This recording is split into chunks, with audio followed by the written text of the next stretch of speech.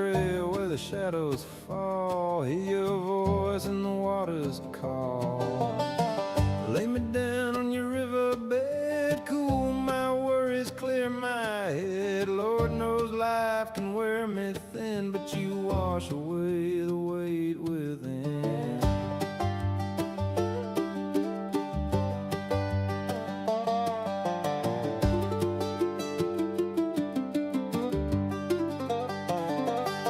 When I'm weary from the work I've done, burned by the day and the bitter sun, you give me rest when I lay beside. Let my troubles drift with your tide. When my belly's empty, spirit low, you feed my soul in your steady flow. Like a whisper through these Georgia pines, you mend this heart time after time. Tallulah, I love you, I need you tonight. You pull me close in your cool moonlight. Tallulah, I want you, don't ever run dry. You're the song in my soul and the tears in my eyes.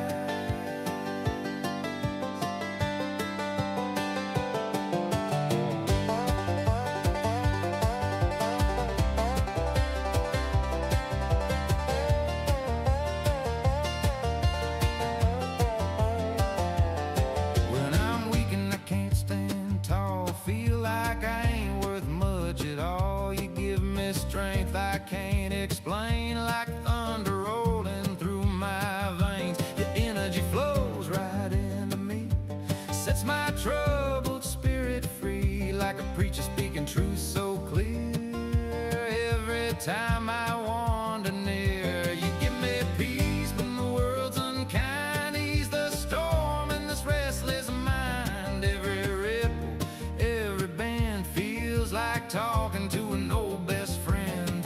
Through the years you've stayed the same. I'm the one that changed and strayed away, but you're still here when I come back home. Never once left me alone. Tallulah, I love you, I need you tonight.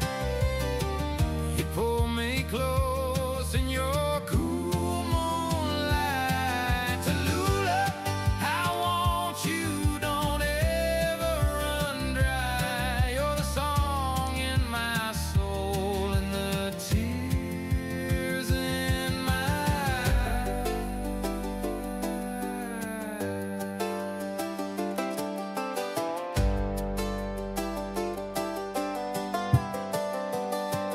Some folks chase gold, some run for fame, some try to outrun their own last name. But I found truth where the wild water runs, in the arms of a river that never's done.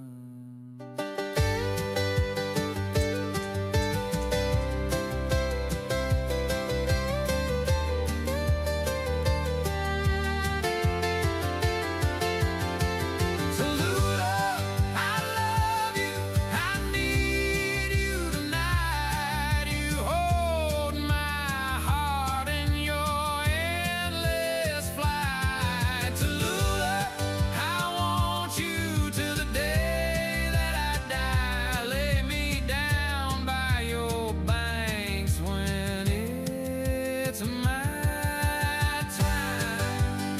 So when I'm gone and the good Lord calls, let my dust fall where your water falls. Let me rest where your currents run free. Tallulah. All right. Good morning, everybody. Welcome, welcome, welcome, welcome. Middle Class Bubba here. Let me finish cutting this back. That was a new tune that I've come up with called Tallulah. Anyway, there we go. All right. Good morning, people. Bubba here. Well, let's get the week started the right way. focused, prepared, and committed to doing things safe, timely, and efficient. That's just for construction workers. And if you're not a construction worker, you're doing a late night deal or whatever, welcome. Come on in. We'll talk to you. We like having you aboard. Looks like I'm out of focus. Doggone it. If I look out of focus to you, let me know. I hate turning on the old camera app because it always goose up on me. And anyway, here we are. Good morning. This morning we'll be talking. I've been doing a OSHA kind of a 10-hour OSHA. And it does have some things that would be in the 30-hour, but I'm just doing a little bit of following the OSHA standard on giving a 10-hour class, and I'm in the middle of a 12-part series on fall protection, which it'll add up to the required hour and a half under the OSHA standard for a 10-hour course. But I am doing that on the other channel, and I just started a video and it's on safety nets. I'm gonna have to, I can tell I'm out of focus. I'm gonna have to make some adjustments, so y'all pray for me. Don't goof it up too bad. Anyway, let me see if I can find the appropriate software. Anyway, good morning. Y'all check in. Let me know what's going on in your world. But we'll be talking about safety net systems. It's one of the three major fall protection methods alongside guardrails and personal fall arrest systems. But that's just part of what we're doing on the other channel. And there it is, ATM. And let's go to here. Yeah, there we go. Just hit the old autofocus and see what happens. There we go. All right, I appreciate y'all bearing with me while I reset the focus on the old camera there. Anyway, safety nets are there for one reason. If everything else fails, guardrail systems or personal fall arrest systems, and they're there. That's what they're for. When everything else fails, they're the last line between a fall and a fatality. They're not the first choice, but sometimes they're the right choice based on the work. Well, let's do the roll call. Where's everybody headed this morning? You picking up your guys? You swinging by the shop to pick up tools and equipment? You swinging by and picking up your guys? Or you headed sitting at the Quick Trip or the racetrack getting your first cup of coffee? Let me know what trades you're representing. You a concrete worker or a steel hanger, HVAC guy, roofing contractor, interior finisher, sheetrock hanger, framer. I want to hear from you. I want to know where you're going, what you're doing this morning. As I bumble through this, as I was getting started this morning, I had a little prayer there, and I said, Lord, knows I am out here trying to engage guys who build this country. I'm trying to engage people who are out there doing it, getting out there and working hard every day. And I don't mind talking to the guys, the engineers, the project managers, the company owners, and all that. They're more than welcome to join us. But I'm here for the guys with the dirty hands who have to take a shower in the evening. Like my old friend Travis Ford said, he said, guys like us, we have to take our showers at night when we get home. And some people take their showers in the morning before they come to work. Well, I'm here for the guys who have to shower in the evening. So welcome aboard. Everybody's welcome. Everybody's welcome. And we're here to talk about the struggles of what we go through as construction workers, the long hours we work, and the struggles we have, and most importantly, how to keep ourselves safe as we provide for the ones that we love. Anyway, let's go ahead and do the guardrail. Check in with me. Tell me how you're doing this morning. I want to know where you're headed and what you're doing. Anyway, as far as the safety net, just one final word. Well, it's not going to be the final word. I'm going to talk about it quite a bit this morning. Y'all, excuse me, old raggedy shirt. Y'all got that favorite shirt, one you hate to throw away. You've had it so long and it fits just right. And it's like an old friend. It's kept you warm on cold days. And, well, that's what I got on this morning. Old blue flannel. I don't even know where I've got it from. Hell, I think it's older than some of my children. Anyway, the safety net system is the system you hope you never use. Might be the one that saves your life. Anyway, it is 5:07. And I always try to script in a phrase of the week.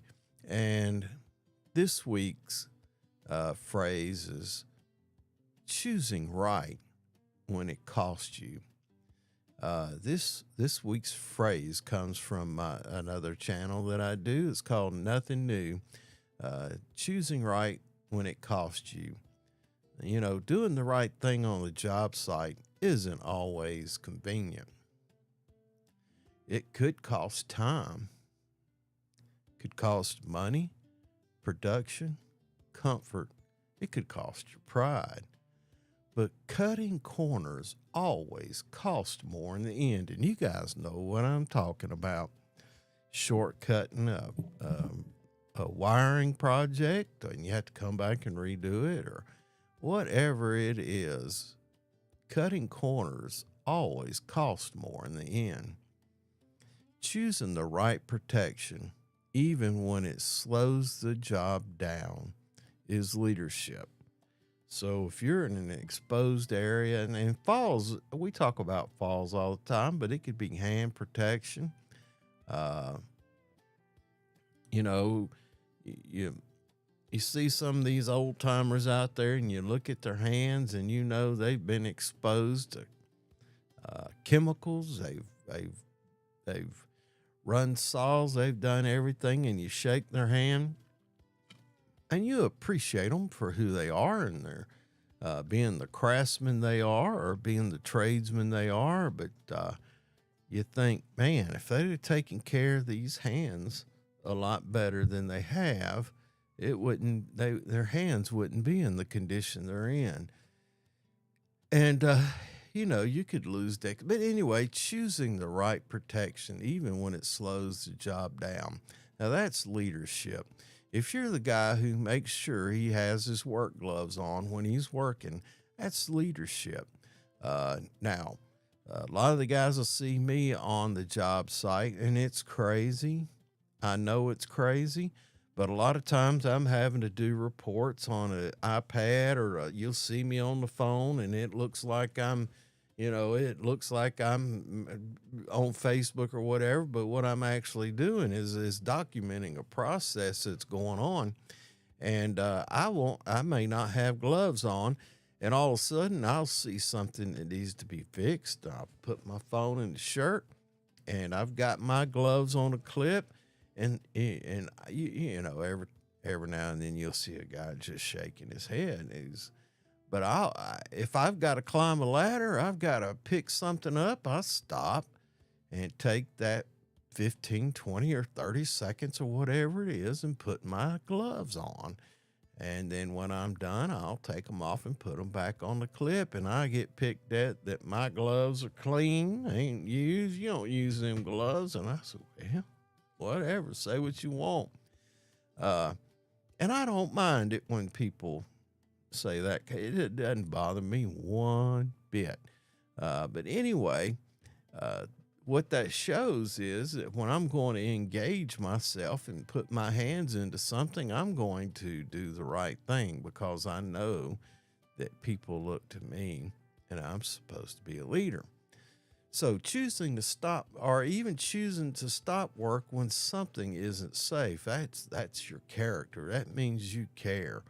And I don't care if I've seen it happen. Guys are stopping and talking about a safety issue, and I'll be making observations, and the superintendent, he'll rush up, say, what's going on, guys? You know, he thinks they're goofing off, talking about their weekend or whatever. And hey, man, we got this thing going on right here, and we're going to figure out a way to get it done right. And then a lot of times he'll engage right along with them. But, you know, choosing safety nets, guardrails, fall protection systems, when someone says we can get by without it, you know, that's integrity in action too. You don't want to that's the wrong kind of integrity. You want to see a safety guy get hopping mad, and let me hear somebody say something like that, especially when everybody around him knows that that ain't going to happen. But anyway, the punchline, the motivational punchline here is the cost of doing it right is always less than the cost of getting it wrong. If you feel differently or if you agree, send me a chat. Y'all show me somebody's participating. Anyway, rocking along. Let me see what music's playing. You know, every now and then I like to change it up. How about a little blues, huh?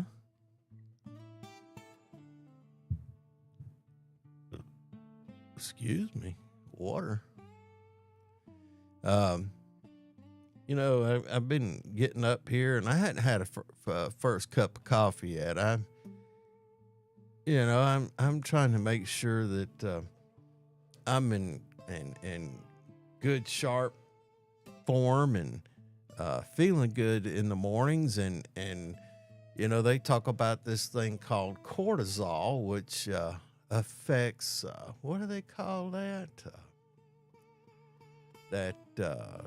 The kind of fat that gathers around your organs and stuff, and I'm pretty sure I got a lot of that. I've not eaten the best over the years, and I know some of you guys in the field hadn't either. You're choking down coffee to get yourself started in the morning, and you're eating food that's probably not that good for you. A lot of bread, a lot of sugar, a lot of those energy drinks. And if you're younger and you're 20s and 30s, your body can handle it. It flushes it through and keeps you going. But as you get older, in your mid 30s, 40s, and 50s, your body, you wear it out eating all that stuff that's not really designed to be eaten by humans anyway. And your body starts to fail. Cortisol is a stress hormone that's important to survival, but if we carry it too long,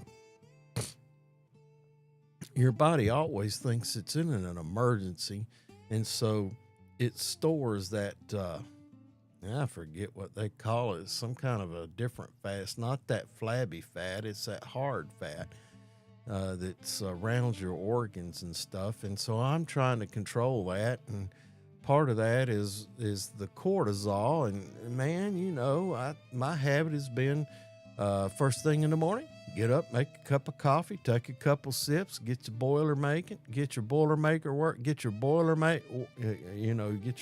working, get your energy going, and carrying cortisol, that hormone that makes you put on that weight, makes you carry it much further than you should. So some recommendations are that flush your body with water first thing in the morning, and then wait an hour and a half before you have any kind of stimulant. Let those cortisols come down. So that's what I'm doing. And I hadn't had any coffee this morning, and I'm trying to make it a habit. And believe me, I'm kind of looking forward to that first cup of coffee. When I get done with this live stream, I'm going to beat feet upstairs in the kitchen up there and get me a good old cup of coffee going before I go out. I got some stuff to do today. Got rain moving into the area. I think we got rain part of the week here. So plan accordingly, everybody. Anyway, I think talking about diet and all that stuff is good for us. We want to maintain our bodies as long as possible. Let's see if we all can't get out there in our 70s and 80s and enjoy a little bit of life after beating ourselves down trying to make a living for us and our loved ones. Now, anybody ever seen those safety nets? Let me see if I've got. Here we go. I'm going to put it up. Safety nets, you see it all the time. You see it in steel erection. You see it in bridge construction, high rise, large open structures. You see these safety net systems. And you see these guys up here in the top left doing the steel erection. They're still wearing fall protection, but just in case, because they have to get way out there, and there could be some swing hazards and all that stuff involved with it. But that safety net is established to help them out if they were to fall as a secondary system. Especially it's hard to install fall protection when you're hanging still because it's going up. It's always changing. And the same way with the high rise on the bottom left. So an integral part or a critical part of using a safety net is use and inspection. Who, what, when, where, and why. So let's break down safety net system.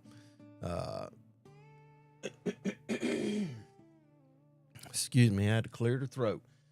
Y'all leave me a chat now. So who installed safety net has to be installed and inspected by a competent person. And why is that? To make sure that the net is properly installed beneath the work areas. There's some clearance requirements. Is have adequate clearance, because it can't be any further than 30 feet from the working surface, I believe is what the standard says. And that makes a contingent on how far out that net's got to go from the front of the building or the bridge you're working on. Whatever that distance is, the furthest fall, it dictates how far out that net must go.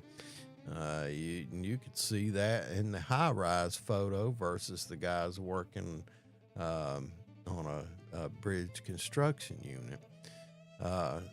So when do these things have to be inspected? And they have to be inspected before use. And then there's some engineering controls. They've got to be drop tested.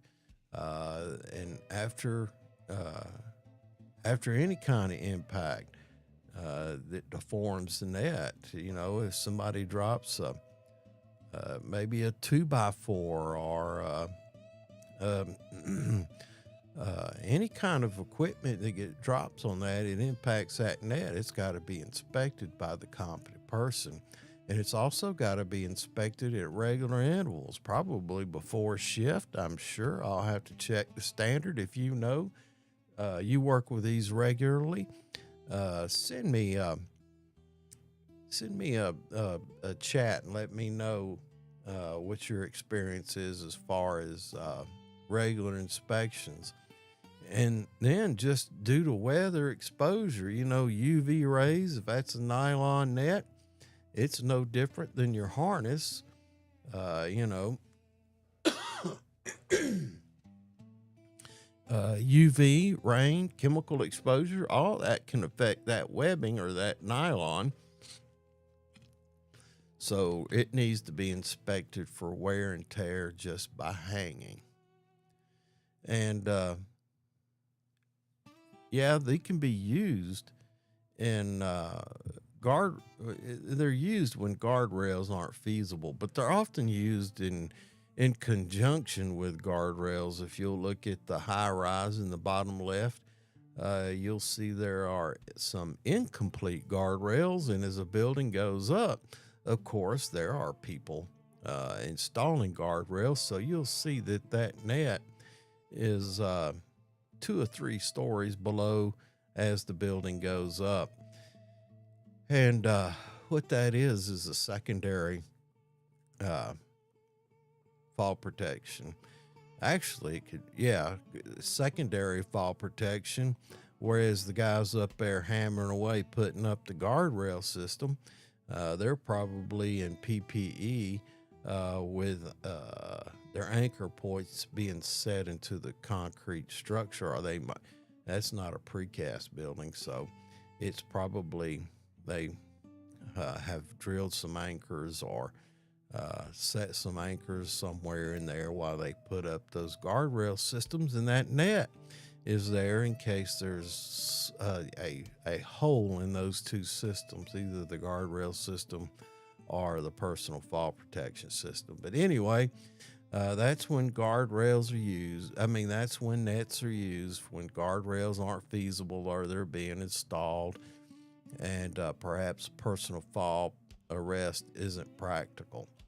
And you'll see those on high-rise or large open structures.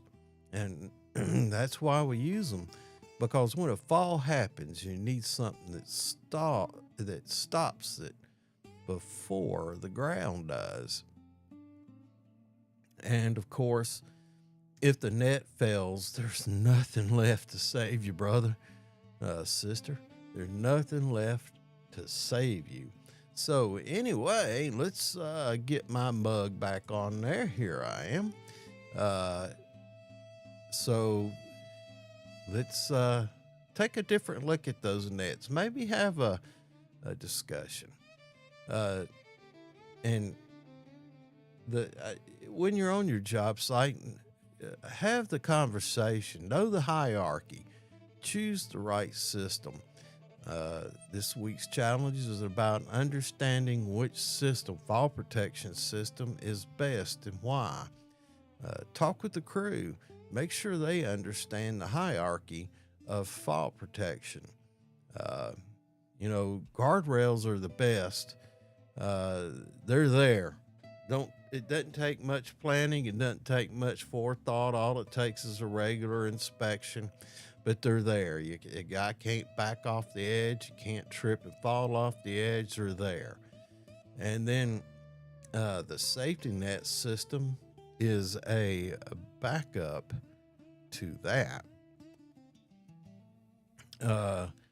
And then, of course, if you can't have either the guardrail system or the safety net system, you have the personal fall arrest system that keeps you from striking the lower level. Now, these can all be used in a combination if needed, but ask this of your team. Which is the most effective? And why is it the most effective? Which one of these removes the exposure? And which relies on human action?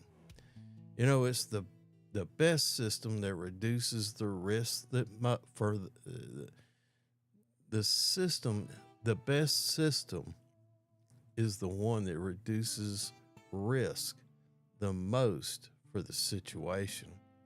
Don't just use what's available, use what's appropriate. All right, boy, we're rolling through it this morning. It's already 5:25. I hadn't seen anybody come in with a comment yet. But anyway, good morning, everybody. Welcome to the Morning Bubba. Every Monday morning at 5 a.m., here we are.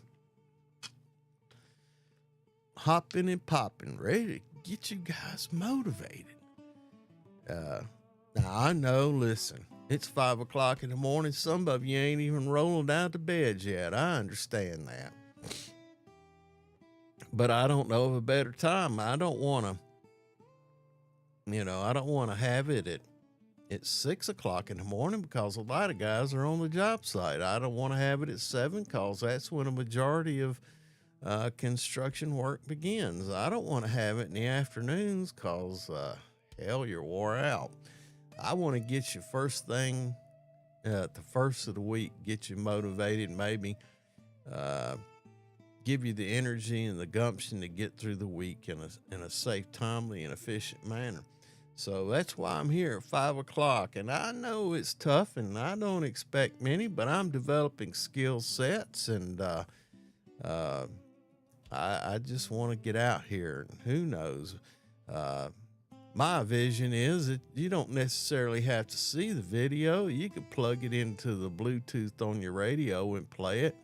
And if you can listen, and if you're at a stoplight or getting a cup of coffee, send me a message of some sort, and I'll respond to it, or we'll have a conversation. Or you're riding with a bunch of your crew members on the way to work and you want to have something to laugh about and giggle about, this is opportunity. Or I just want to expose myself to you guys. Whoa, I don't know. I don't think that came out right. Yes, I am wearing pants this morning.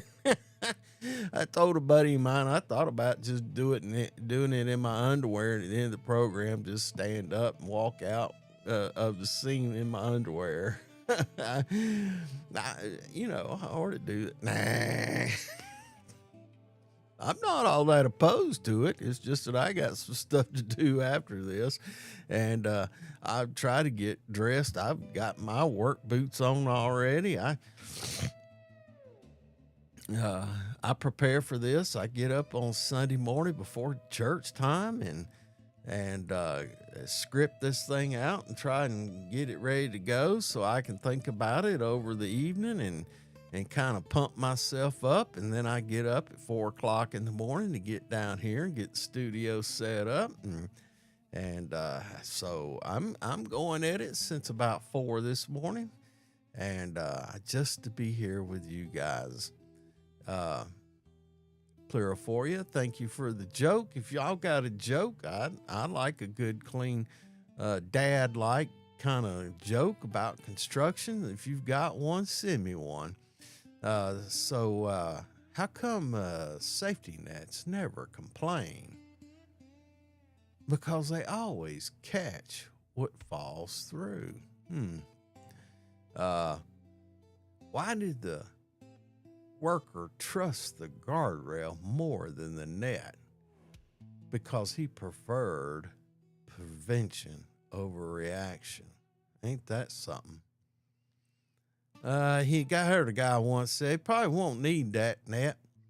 And the foreman replied, that's exactly why we're putting it up.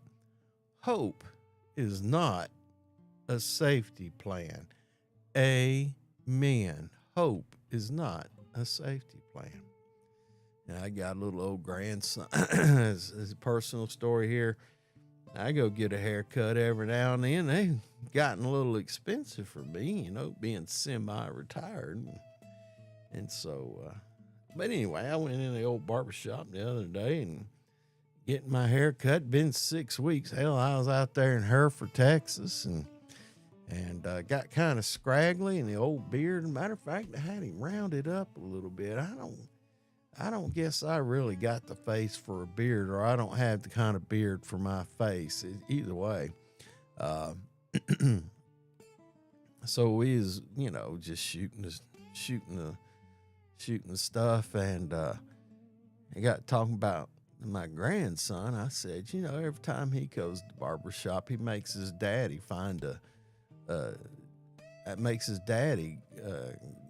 go on the search engines and find him a joke. And I was telling him about it, and he goes, yeah, there's a little kid in here. And I told him that's what my grandson does. And I mentioned his name. He says, "That's your grandboy?" I said, "Yeah." I said, "Dad." He says, "That little cat comes in here, and he's always got a joke. He's the funniest little thing." I said, "Well, I don't know where he got all that from." I know his mama. I didn't know she had that kind of sense of humor. So hopefully he's getting it from his daddy. Anyway, raising him up right. That's the plan. Anyway, when I do these, I start down these roads. You can see it right there, toolbox safety videos. And what a lot of times is I'm on a job site, or I get a question, and it makes me think about it, and makes me wonder if there's not a hole somewhere for education in these things. And that's why I do those videos. And I had a question: when should safety nets be used instead of a harness? So we got to talking about it, and I said, when fall arrest isn't practical or creates additional hazards like wide open structures or complex steel work, that's why we go into that. I had a picture up a minute ago. So, certain situations, it's hard to keep production rolling. Certain situation, large open structures, you got guys up in the steel installing stuff, and it's impractical with all the gussets and roofing structure, and those guys are up there, and they do have fall protection, but it's hard to be 100% hooked off. It's just to fill that gap that where the fall hazard exists. If one of them fails, then you have the safety net. So anyway, and then, and another comment was that the safest job is one where nobody falls in the first place. And that's the absolute goal. We don't want anybody to fall. But the thing is, if they do fall, that's the real thing. That's what we're thinking about. If they do fall, the goal is we have to plan for when things go wrong. So there you go. If you've got a comment or a question, send me a chat, and I'll include it in one of my Monday morning Bubbas. Now, what do y'all think about this? Is the office background. This is my little Studio B, I call it. Studio A is the office.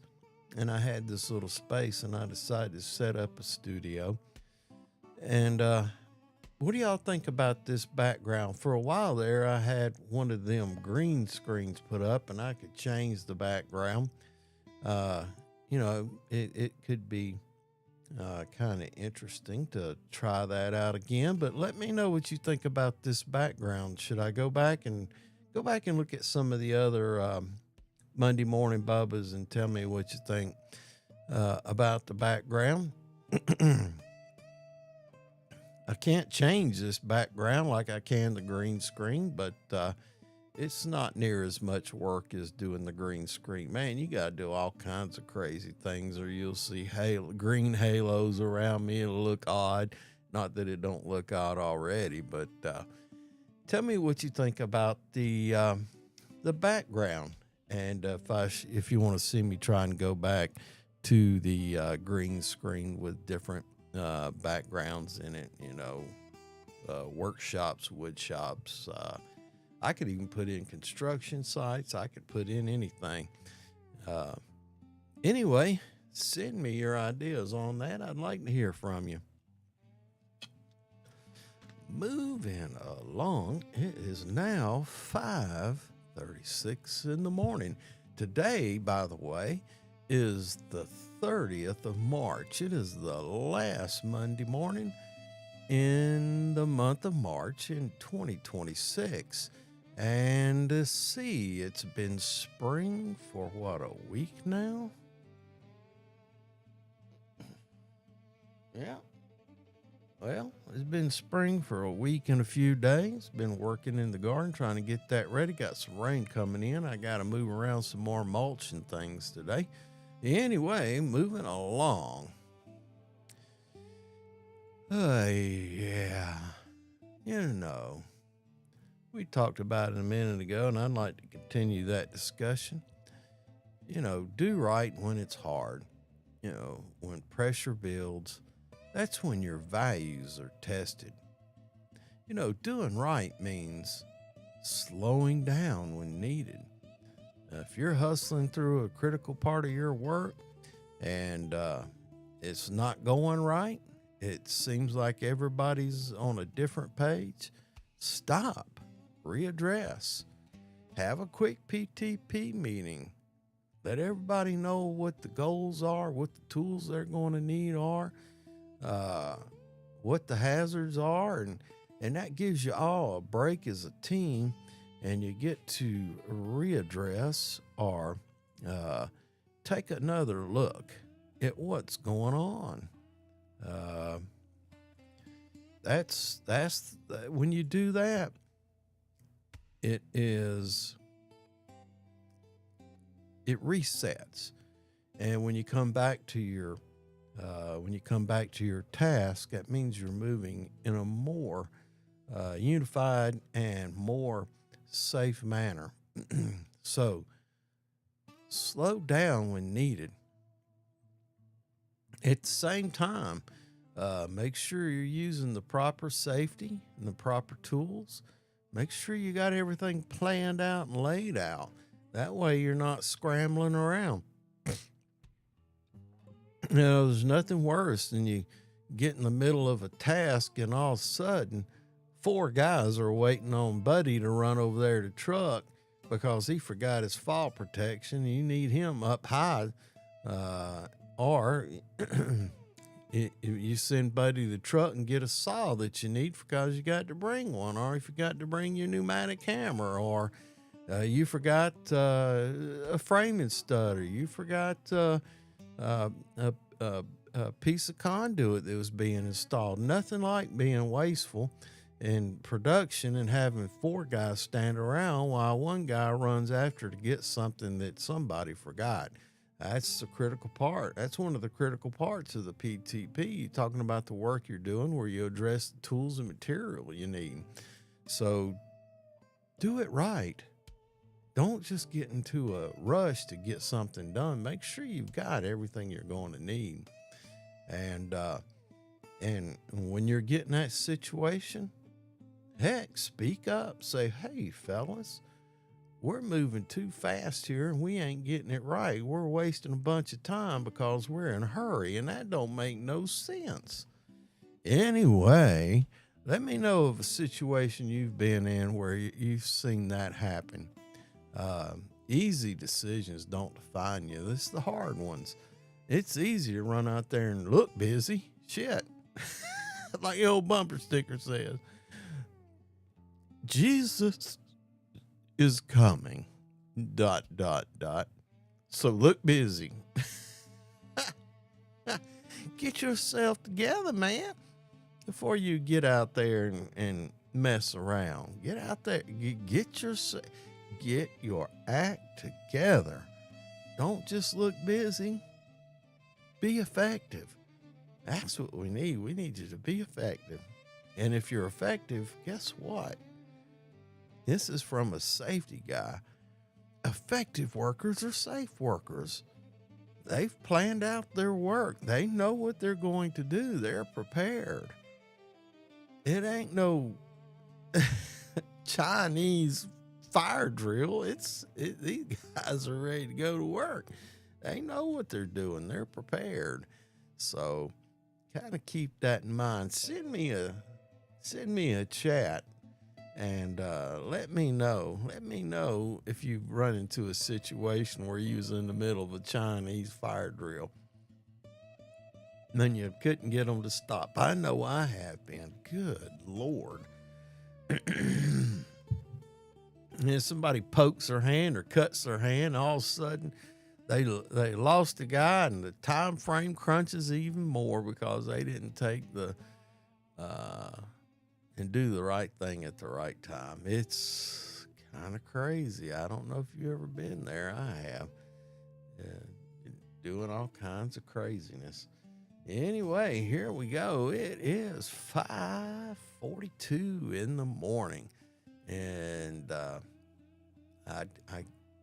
had a story there, but I really didn't want to tell it. I just didn't want to reveal it, I guess. But anyway, y'all give me a text. What's the weather going to be today? Rain? Is it tomorrow?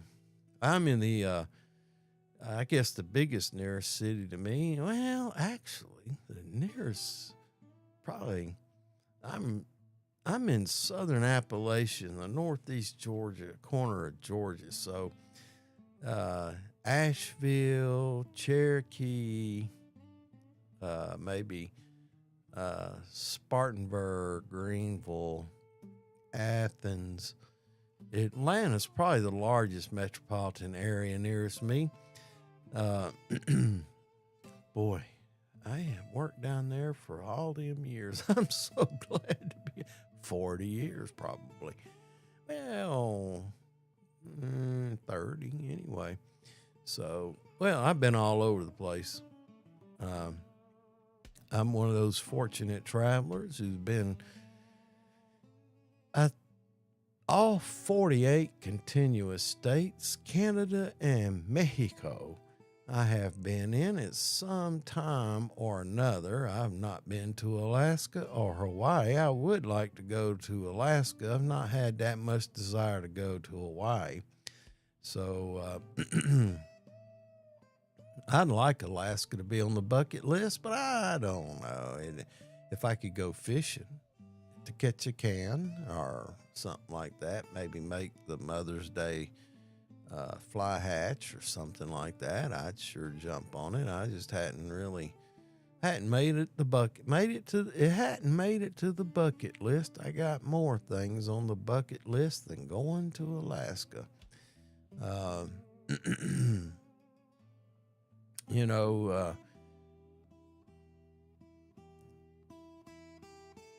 Tradesmen, they really have some real wisdom about them.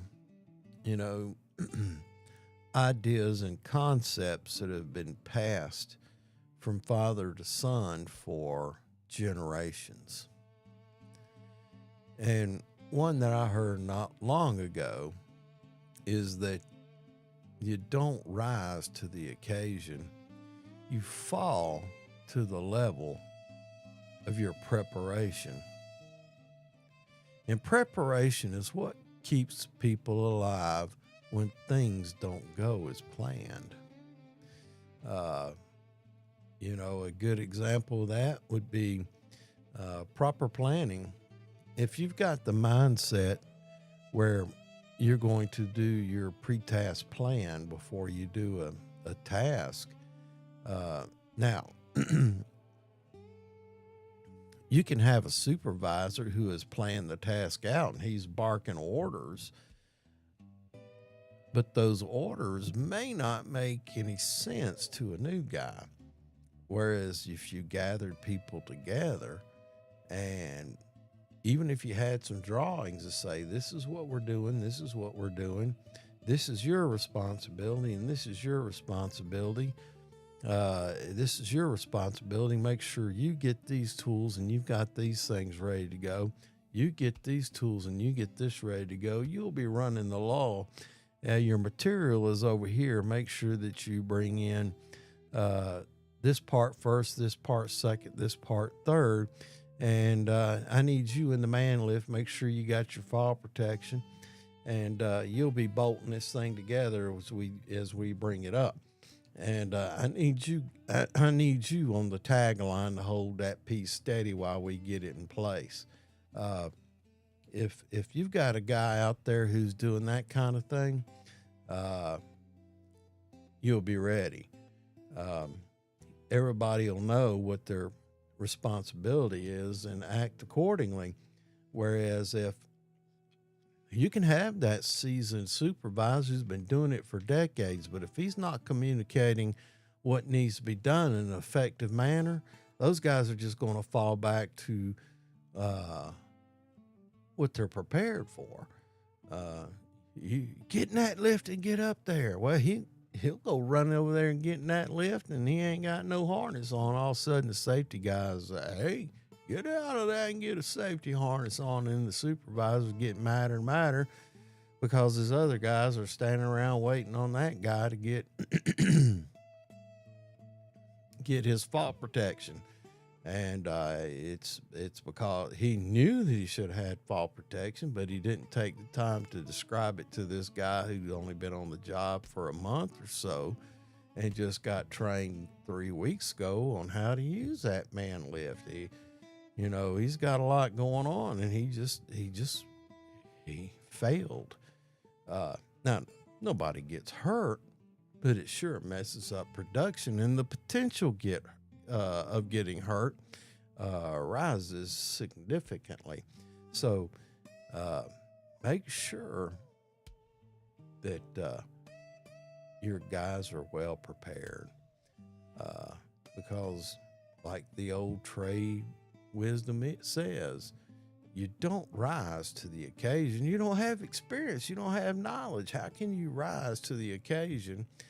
But you will fall to your level of preparation. So when you're out there and you're looking, and there you go.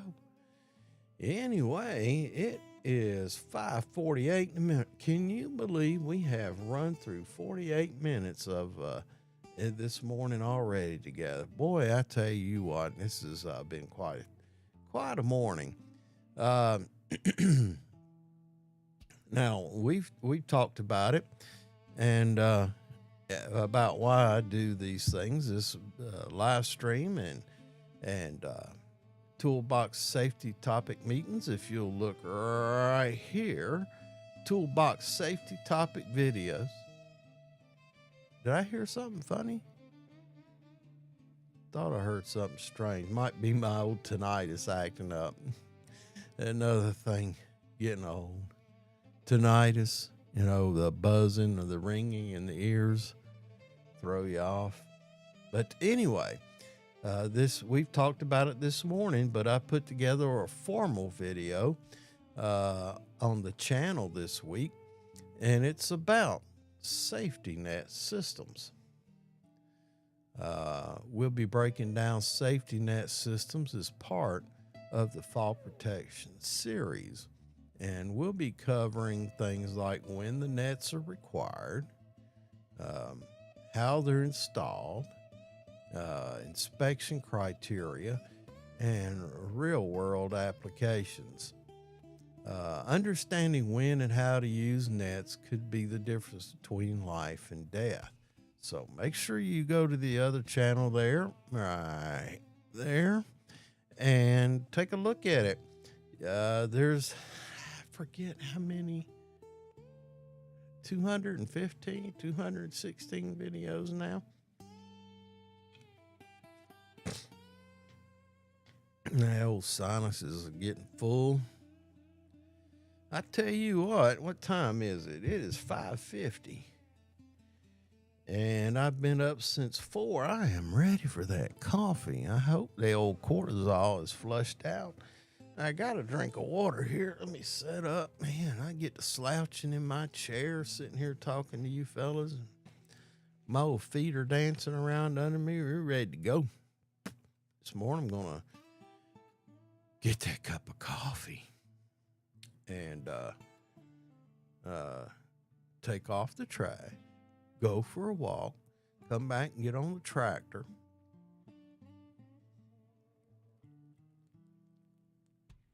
I got to shore up some wash before this rain comes in. I get those, got this company. The name of the company is Chip Drop.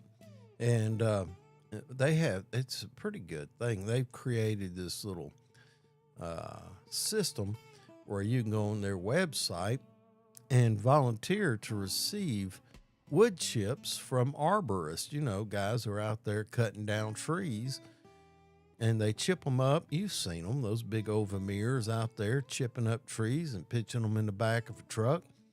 And by me volunteering, they have a place they can dump those wood chips instead of having to hunt down either a dump, which is a waste, or somewhere else to put what they consider waste.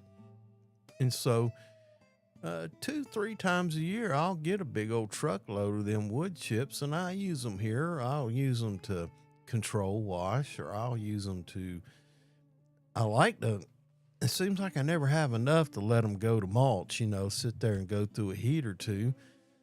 But anyway, that's another thing I've got going today. And I may record some videos. I don't know what I'll do after that. That'll probably take, post office and things like that. So that'll take me up till, 10 in the morning. I'll probably take a nap. Hell, I've been up since 4. No, I'll get my 8 hours in before I get a nap. Anyway, that's what my game plan is for today. Send me a text. Hey, if you stop by and you see this thing on a rerun or whatever they call it, a pre-record, or because it does get recorded and posted on this site. It's called what is this site called? I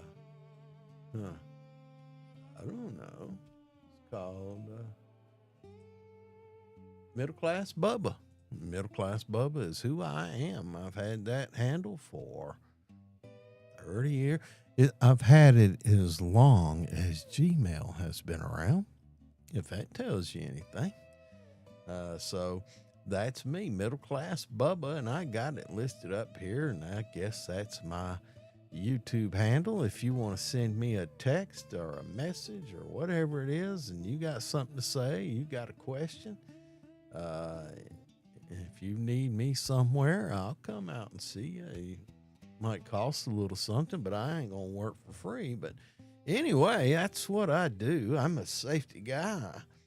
I write safety plans. I write work plans. I do safety audits. I do all kinds of crazy stuff. And I've got 30 years, believe it or not, 30 years of demolition business under my belt, along with transportation or trucking, logistics. I got most of it's related to the demolition business. Anywhere from hauling heavy equipment, moving heavy equipment, roll off, heavy haul. I got it all. I've been doing it a long time.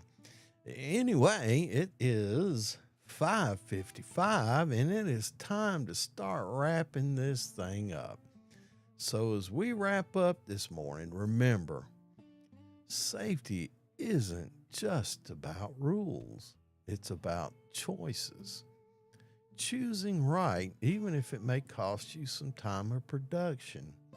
Choosing protection, even if it slows you down a little bit. choosing integrity, doing it the right way, doing what you know is right. Don't take shortcuts. Plan the work. Protect your people. And most of all, keep it safe, timely, and efficient. And the one thing that I always say at the end of each and every show, and I'll say it again, and I mean it, have a grateful day. Have a grateful week. And I will see you next time. And I'm going to close this out with the new song that's called Tallulah.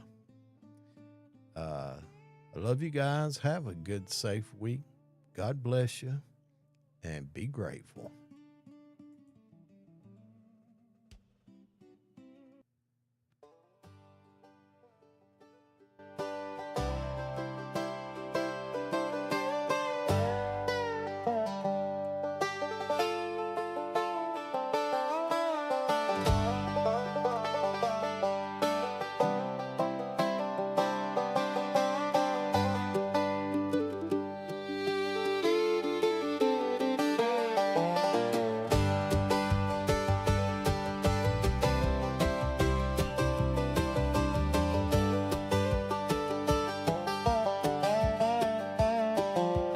Down in the hollow where the cool winds run, morning breaks off with the rising sun. I walk that trail where the shadows fall, hear your voice in the waters call. Lay me down on your riverbed, cool my worries, clear my head. Lord knows life can wear me thin, but you wash away the weight within.